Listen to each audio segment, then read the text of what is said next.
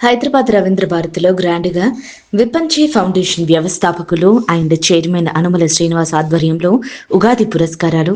ఈ కార్యక్రమానికి ముఖ్య అతిథులుగా డాక్టర్ ఏనుగు నరసింహారెడ్డి, కవి, విమర్శకులు, స్పెషల్ డిప్యూటీ కలెక్టర్, విశిష్టాతిథులుగా డాక్టర్ బామిడి రామకృష్ణ, సంచాలకులు, శాఖ హైదరాబాద్ నామోజీ బాలచారి కార్యదర్శి, తెలంగాణ సాహిత్య అకాడమీ గౌరవ అతిథులు అభినయ శ్రీనివాస్ శ్రీని, గేయ రచయిత దరువు అంజన్న, ప్రముఖ కవి, గాయకులు, ప్రత్యేక ఆహ్వానితులు శ్రీనివాసాచారి, తెలంగాణ ఉద్యమకారులు, అధ్యక్షులు, తెలంగాణ వికాస సమితి రంగారెడ్డి జిల్లా ఆత్మీయ అతిథులు అందోజు నాగభూషణం, సంచాలకులు విపంచి ఫౌండేషన్ తెలంగాణ డాక్టర్ వల్పదాసు ఆనంద్, గౌరవ సలహాదారులు విపంచి ఫౌండేషన్ తెలంగాణ తంగలపల్లికు కనకాచారి అధ్యక్షులు, కామన్ డయాస్ హైదరాబాద్ మోతుకూరి శ్రీనివాస్ నాయక్, సామాజిక కార్యకర్త, వందన సమర్పణ. కూరరెల్ల నరసింహాచారి జోషి, జ్యోతిష్య పరిశోధకులు ఈ యొక్క కార్యక్రమానికి జీవన సాఫల్య పురస్కార గ్రహీతలు లక్ష్మణరావు, కూర రఘువీర్ హైదరాబాద్, గాజు వినోద్ రెడ్డి నల్గొండ, ఉగాది పురస్కార రైతులు గాయకులు పోలోయి రాజు, యాదాద్రి భువనగిరి జిల్లా ఈ గ్రామం. ఈ కార్యక్రమంలో వివిధ సేవల నిష్ణాతులైన వాళ్లకు అవార్డ్స్ అందజేశారు. 3 సంవత్సరాల మొదటి పురస్కారాలు కూడా ఇస్తూ ఉన్నారు. మొత్తంగా 4 సంవత్సరాల పురస్కారాలు, అందులో 3 మాత్రం ప్రత్యేకమైన విలక్షణమైనటువంటి జీవన సాఫల్య పురస్కారాలను ఇచ్చారు. వారి ముగ్గురు నిజానికి వాళ్ళ విశేషాలన్నీ చాలా చెప్పారు. వాళ్ళకి ఎంత విశేషాలు చెప్పారో మామూలుగా 22, 23, 24 సంవత్సరాల పేరు మీద వివిధ రంగాలలో విశేషమైన కృషి చేసినటువంటి వాళ్ళకి కూడా అంత విశేషాలు చెప్పారు. కాబట్టి అందరూ కూడా చాలా ఆనందంగా ఉండి ఉంటారు. సభ అయిపోయింది అనుకుంటున్న దశలో మళ్ళీ ఇంకా ఉపన్యాసాలు మాత్రం ఎందుకు అని నాకు అనిపించింది. ఫోటోలు అయిపోయినాయి, తర్వాత రివర్స్ మూమెంట్ కూడా స్టార్ట్ అయింది ఇందాక. అయినా 2 మాటలు చెప్పి కానీ మీరు పోవద్దు సార్ అని అంటే నేను వెళ్దామని అంటున్నాను. వేదిక మీద ఉన్నటువంటి వాళ్ళు చాలా పెద్దవాళ్ళు. నిజానికి నామోజు బాలాచారి గారు కార్యదర్శి సాహిత్య అకాడమీ. ఇక్కడికి వచ్చిన తర్వాత నిన్న మొన్నటి వరకు మేము ఒక అభిప్రాయంలో ఉండేవాళ్ళం, సాహిత్య అకాడమీ పెద్దగా పనిచేయట్లేదు. దాన్ని మార్చిన వ్యక్తి కింద నామోజు బాలాచారి గారు ఉన్నారు. వారిని నేను ఈ సందర్భంగా అభినందిస్తూ ఉన్నాను. తర్వాత అత్యంత ప్రియమైన కవి, గాయకుడు నిజానికి ఆయన పాటలతోటి చాలా ఫెమిలియర్. అభినయ శ్రీనివాస్ సినిమా రంగంలో చేస్తాడని చెప్పుకుంటాం, కానీ ఉద్యమంలో రాసిన పాటలతోనే అందరికీ తెలిసినటువంటి వ్యక్తి, బాగా మన ప్రాంతానికి కీర్తి తీసుకొస్తున్నటువంటి వ్యక్తి. తర్వాత దరువు అంజన్న, మేము వేదిక మీద ఎక్కువ కలుసుకోలేదు, కానీ ఆయన పేరు నాకు, నా పేరు ఆయనకు తెలిసి ఉంటుందని అనుకుంటున్నాను. ఆయన గురించి నేను చాలా సందర్భాల్లో మాట్లాడుతున్నాను కూడా. అట్లాగే పెద్దలు నక్కింటి శ్రీనివాస్ గారు, అందోజు నాగభూషణం గారు, బలదాస్ ఆనంద్ గారు, కనకాచారి గారు విలేకరిగా మాకు అత్యంత ఆత్మీయులు. పైన ఎదికెళ్ళిపోయారా? పైన కూర్చోవడం ఇష్టం ఉండదు, ఎంత కూర్చొని రాసుకోవడం మాత్రమే ఇష్టం ఉంటుంది. తంగెళ్లపల్లి కనకాచారి గారు, మోత్కూరు శ్రీనివాస్ గారు, కూరెళ్ళ నరసింహాచారి గారు నన్ను వేదిక మీదకి పిలుస్తూ ఒక మాట అన్నారు, నాకు బాగా నచ్చింది. రోజు నడిచే నేల మీదే ఒకప్పుడు జారి పడతాం అన్నాడు ఏనుగు నరసింహారెడ్డి.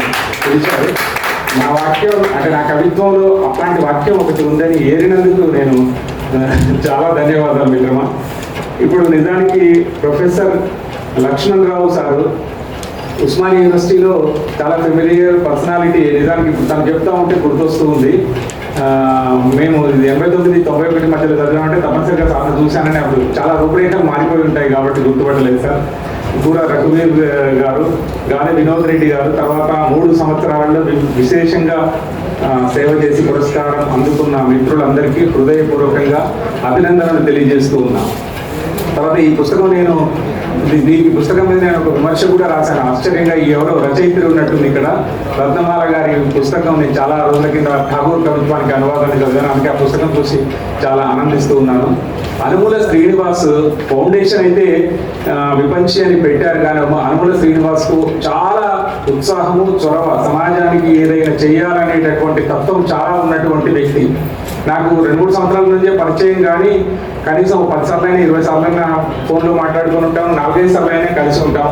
ముఖ్యంగా మిత్రుడు బూరుగు గోపి దాన్ని పట్టుకుని చాలాసార్లు వచ్చాడు. బూరుగు గోపి కూడా అత్యంత ఉత్సాహవంతుడైన యువకుడు. వీళ్ళిద్దరూ అంటే తన సహకారం కూడా ఉందనుకుంటున్నాను. ఈ విపంచి ఫౌండేషన్ ద్వారా కార్యక్రమాలు చౌటుపల్లో చేయాలనుకున్నారు. నాకు ఒక పెద్ద సమస్య ఉంటుంది, అంటే చాలా తక్కువ సమయంలో చేయగలిగే పనిని ఎక్కువ సమయంలో చేస్తూ ఉన్నారు వేదికల మీద అని నేను సభకు పోవడానికి చాలా భయపడతా ఉంటాను. ఎందుకంటే కింద కూర్చున్న వాళ్ళకి ఇది ఒకటే సభ కావచ్చు, బాలాచార్ లాంటి వాళ్ళకు నాలాంటి వాళ్ళకి ఇది డైలీ సభ. ఇప్పుడు ఈ రోజు సాయంత్రం కూడా ఇక్కడ నేను మళ్ళీ వచ్చేది ఉంది ఇదే వేదిక మీదకి. కాబట్టి 3 గంటలు 4 గంటలు లవకుశ సినిమా చూసినంతసేపు ఒక సభలో ఉండడం అంటే కొంచెం ఇబ్బందికరమైన వాతావరణమే. అయితే ఇది చాలా మంచి పని అని మొదల ఒక మాట తప్పకుండా మనం ఒప్పుకోవాల్సినటువంటి అవసరం ఉంది. నా గురించి ఇందాక చెప్పాను కదా, నాకెంత స్వార్థం ఉందో. నా గురించి ఒక వాక్యం చెప్తే సంతోషపడే రోజులు, కానీ మీ అందరినీ గుర్తుపట్టి ఎవరు పట్టించుకోవట్లేదు, మీరు ఇంత కృషి చేస్తున్నా అని మిమ్మల్ని గుర్తించి మిమ్మల్ని అందరినీ సత్కరించడం కోసం ఒక ప్లాన్ వేసినటువంటి వ్యక్తి అనుమల శ్రీనివాస్ గారు నిజంగా అభినందనీయులు. ఎందుకు అభినందనీయుడు అంటే ప్రశంస తప్పనిసరిగా అవసరమే. ఎవరికి అవసరం? ఏదో చిన్న అమాయకుడైతే ప్రశంసిస్తే పొందిపోతాడు, పెద్దోడు పొందిపోవడానికి కాదు. నేను చెప్తున్నా కదా, ఎంత పెద్ద వ్యక్తి అయినా ప్రైమ్ మినిస్టర్ని కూడా నువ్వు మంచి ప్రైమ్ మినిస్టర్ సార్ అంటే మస్తు సంతోషపడతారు లోపల. కాబట్టి మిమ్మల్ని ప్రశంసించాల్సినటువంటి అవసరం కంటే మీరు చేసిన పనిని గుర్తించి చెప్పాల్సినటువంటి అవసరం చాలా ఉంది. గుర్తిస్తే తప్పనిసరిగా మీరు ఇంకా ఎక్కువ పని చేస్తారు. ఇంకా ఎక్కువ పని చేస్తారంటే మీకోసం మీరు కాకుండా సొసైటీ కోసం చేస్తారని. డాక్టర్ గారికి నిజానికి వైద్య రంగంలో పనిచేసిన విద్యా వైద్య రంగాలు చాలా ప్రాథమికమైనవి అయినా విద్యారంగంలో ఉండే వెసులుబాటు చేత సత్కారాలు పురస్కారాలన్నీ విద్యారంగానికి చాలా ఇస్తుంటారు, కానీ వైద్య రంగాన్ని అస్సలు పట్టించుకోదు సొసైటీ. వాళ్ళు సంపాదిస్తే డబ్బులు సంపాదించవచ్చు, కానీ వైద్య రంగానికి చెందిన ఒక ప్రముఖుడికి కూడా ఈరోజు సత్కారం చేయడం అనేది నాకు చాలా ఆనందంగా ఉంది. ఈరోజు మేము 2021లో విపంచి ఫౌండేషన్ ప్రారంభించడం జరిగింది. ఈ ఫౌండేషన్ ముఖ్య ఉద్దేశం ఏంటంటే గ్రామాలలో విద్య, గ్రంథాలయాలు, పర్యావరణం, ప్రకృతి వ్యవసాయం, విధంగా మన సంస్కృతి సంప్రదాయాలు వీటన్నింటి మీద కూడా మనం పోరాడాలనే సదుద్దేశంతో మన ఫౌండేషన్ ప్రారంభించడం జరిగింది. ఈ ఫౌండేషన్ ద్వారా ఈ 2023-24 సంవత్సరాలకు గాను ఉగాది పురస్కారాలని సామాజికం, వైద్యం, గ్రామీణ గ్రంథాలయ సేవ, వివిధ అన్ని రంగాల్లో విశేషమైన కృషి చేసిన వారికి ఈ యొక్క అవార్డులను ఈరోజు ఇవ్వడం జరిగింది. మొత్తం 3 లైఫ్ టైమ్ అచీవ్మెంట్ అవార్డులు 15 మందికి, మొత్తం 18 మందికి ఈ 3 సంవత్సరాలకు ఈ అవార్డులు ఇవ్వడం జరిగింది.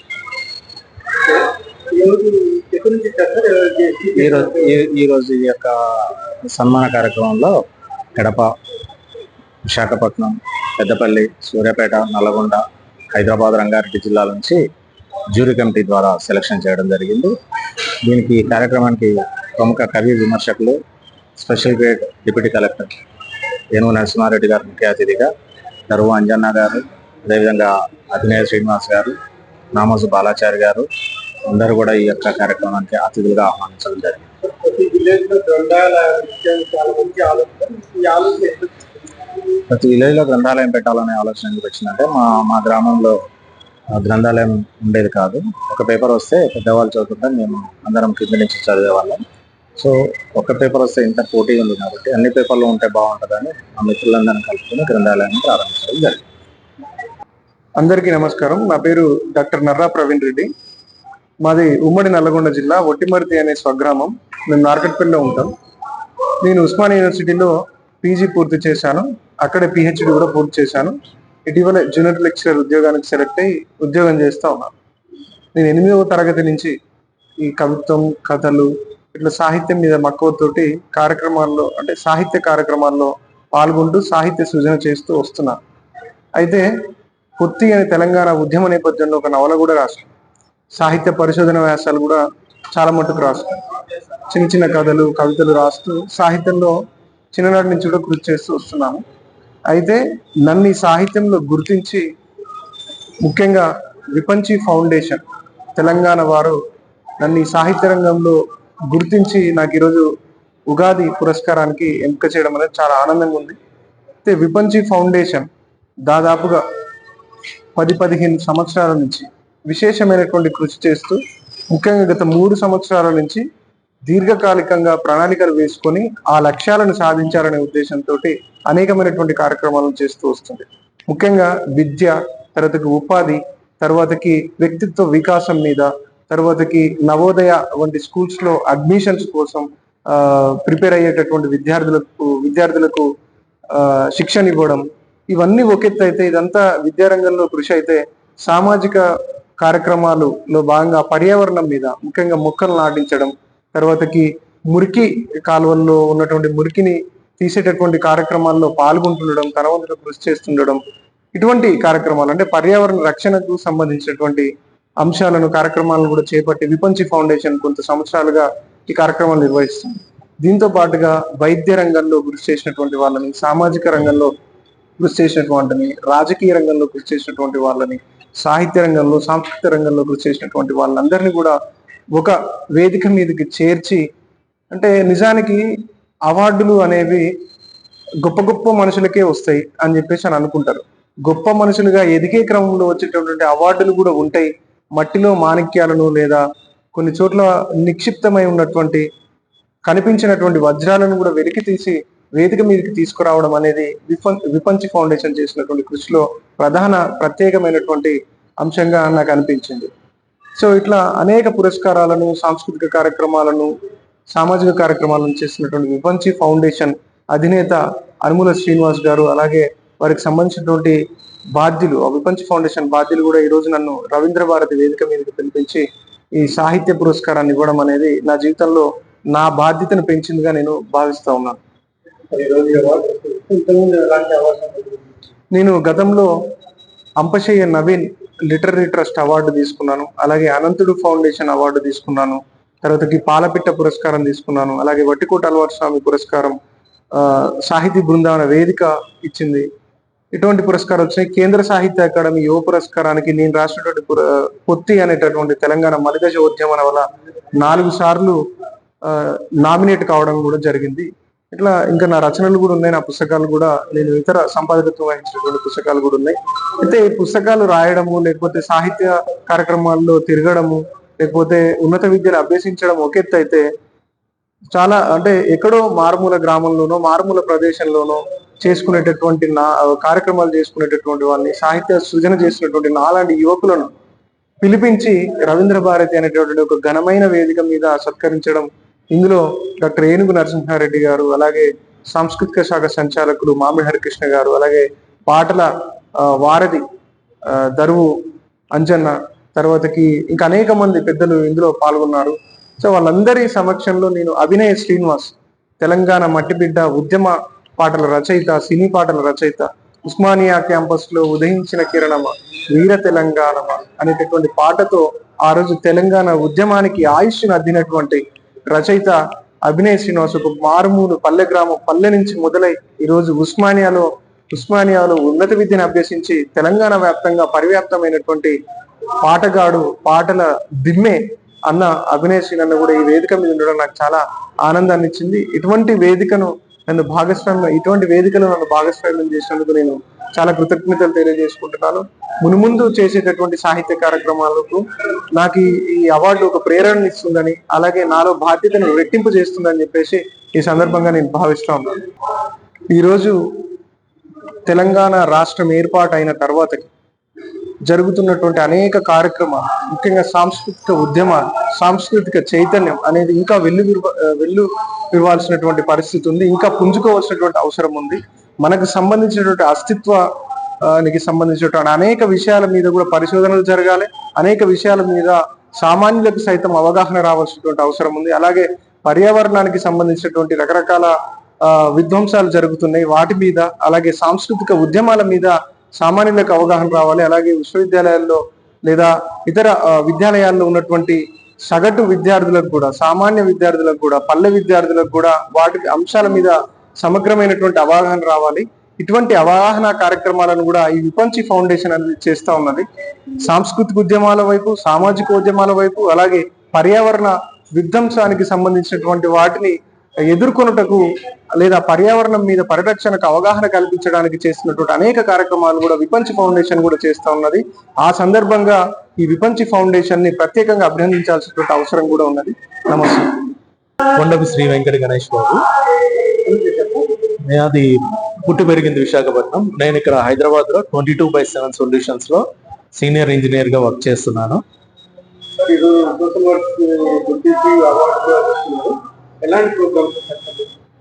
నేను గత 30 సంవత్సరాల పైగా చిన్నప్పటి నుంచి మా నాన్నగారిని చూసి, మా తల్లిదండ్రులను చూసి చిన్నపిల్లలకి విద్య, ఆరోగ్యం, చదువు, వాళ్ళకి హెల్త్ గురించి, అట్లాగే మళ్ళా పెద్దవాళ్ళ హెల్పేజ్ ఇండియా అని చెప్పేసి సీనియర్ సిటిజన్స్ కోసం వాళ్ళ ఆరోగ్యం, వాళ్ళ ఆహారం, వాళ్ళ వైద్యం.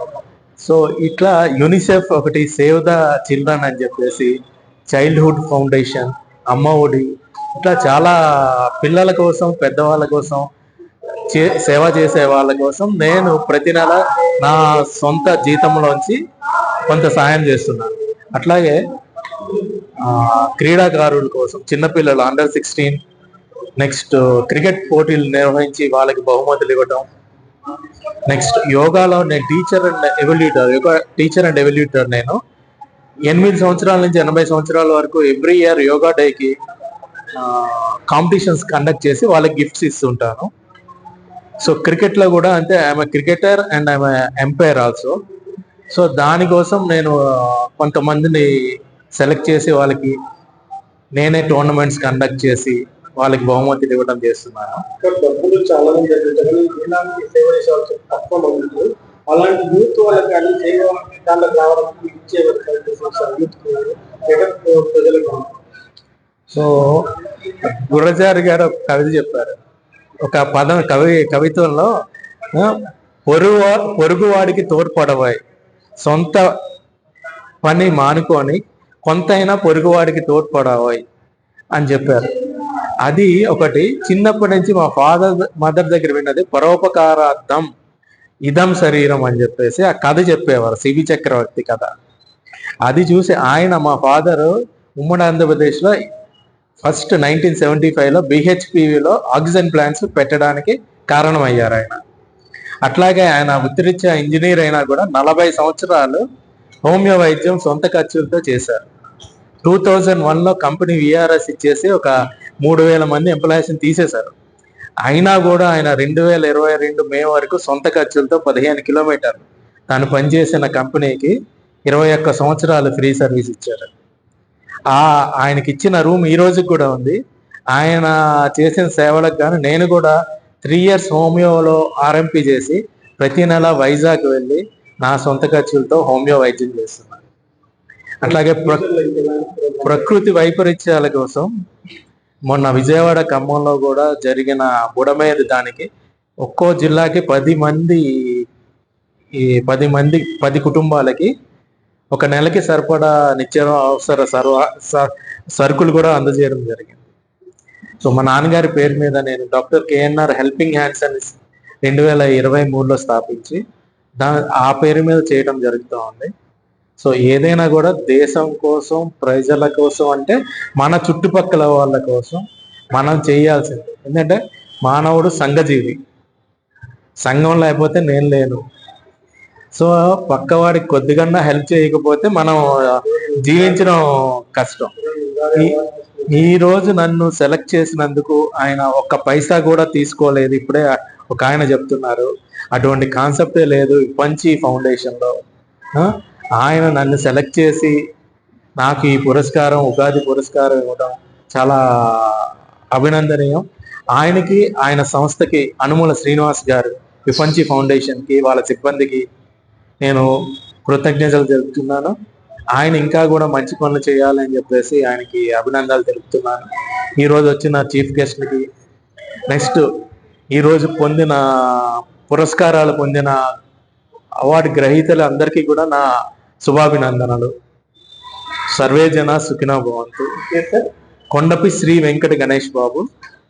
సో నాకు ఈరోజు నేను ఈ సహాయం చేస్తున్నానంటే 10 సంవత్సరాలుగా నాకు జీతం ఇస్తున్న 22/7 సొల్యూషన్స్ బెంగళూరు, మా హెడ్ ఆఫీస్ నేను పనిచేసే హైదరాబాద్లో పనిచేస్తున్నాను బ్రాంచ్లో. నా కొలీగ్స్ అందరూ కూడా వచ్చారు. ఫణీంద్ర, ప్రవీణ్, మనోజ్, అమ్జద్, ఇలా నా కొలీగ్స్ కూడా వచ్చారు.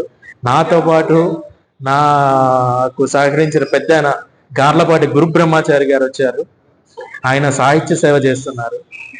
నేను సాహిత్యంలో 25 పుస్తకాలకి ముద్రణకి సహాయం చేశాను. మన ఆంధ్రాలో కవి సింహ పోకూరి కాశీపతి గారు అని చెప్పేసి ఒక ఆయన ఉన్నారు. ఆయనకి రాష్ట్రపతి సర్వేపల్లి రాధాకృష్ణ గారు పిలిచి మరీ సన్మానం చేశారు. ఆయన బిరుదే కవి సింహ. మనం ఇద్దరిని గుర్తుపెట్టుకోవాలి. ఉమ్మడి ఆంధ్రప్రదేశ్ కవి సామ్రాట్ విశ్వనాథ్ సత్యనారాయణ గారు, కవి సింహ పోకూరి కాశీపతి గారు. పోకూరి కాశీపతి గారు 100 ఏళ్ల కిందటే కాఫీ దండకం చెప్పారు. ఆయన రచించిన ఆసు కవి ఈ రోజు వరకు ఎవరు లేరు. ఆయన అవధాన్ అన్నమాట. కొన్ని అంటే శతావధాని అట్లా ఒక 100 మందిని కూర్చోబెట్టి వాళ్ళు ఇచ్చే క్వశ్చన్స్ ఇమీడియట్ గా చెప్పేవారు. థ్యాంక్ యూ అండి.